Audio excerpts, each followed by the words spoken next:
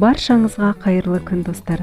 Сіздермен Динара, менің каналыма қош келдіңіздер. Бүгін сіздермен құрамында жаңғағы бар, әдемі әрі жұмсақ пирогтың рецептісімен бөлісіп, және қамырды қалай әдемі етіп жасауға болатын қыр-сырларын айтатын боламын. Сондықтан видеоның соңына дейін қарап, менімен бірге болыңыздар. Алдымен ыдысқа жылы сүт, ыстық болмау керек, шым-шым тұз, дрожж, сұйық май және ертілген сары май құйып, венчиктің көмегімен араластырып аламыз. Қамырымызды илейтін ыдысқа жұмыртқа мен қантты салып, жақсылап венчиктің көмегімен араластырып аламыз. Оның үстіне сүт және оның құрамындағы заттарды құйып, жақсылап барлығын араластырып аламыз. Және біртіндеп ұн қосып, қамырымызды илеп аламыз.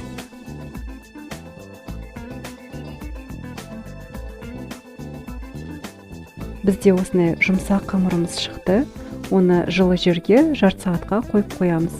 Бізде жарты сағатта осылай қамырымыз көтерілді. Қамырды тең 3 бөлікке бөлеміз. Әрбір бөлікті листке сиятындай етіп, қамырымызды жаямыз. Листке пергамент қағазын төсеп, қамырымызды орналастырамыз. Начинкасын жасау үшін жаңғаққа қант қосып, араластырып аламыз. Бірінші қамырға ертілген сары майды жағып аламыз. Оның үстіне начинканы, яғни жаңғақ қосылған қантты сеуіп аламыз.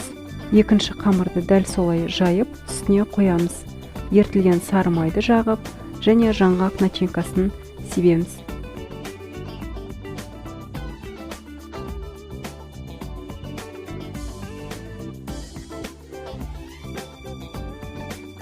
Үшінші қамырымызды жайып, шеттерін бірігіп қосамыз.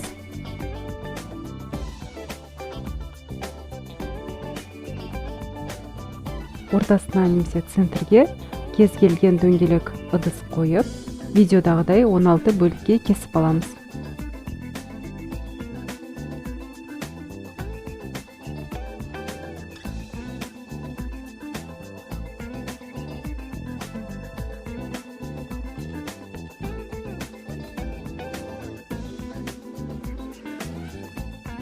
Видеода көрсетілгендей, 2 бөлікті сыртқа қарай 3 рет айналдырамыз.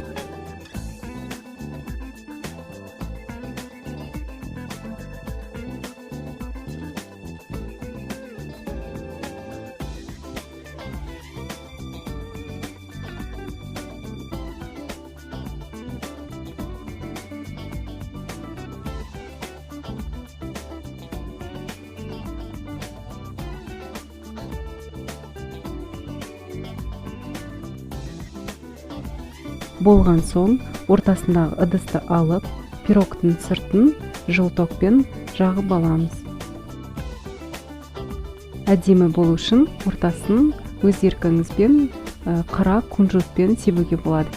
Осындай әдемі пирогымызды қызып тұрған 160 градус духовкаға алтын түстес болғанға дейін саламыз. Бізде пирогымыз өте әдемі болып шықты, әрі үлкен болып шықты. Қараңыздаршы, керемет. Және пирог өте жұмсақ болып шықты. Видеода арнайы көрсеттім. Міндетті түрде жасап көріңіздер. Рецепт өте оңай деп есептеймін. Видеоның соңына дейін қарағандарыңызға рахмет. Сіздермен болған Динара. Ас болсын.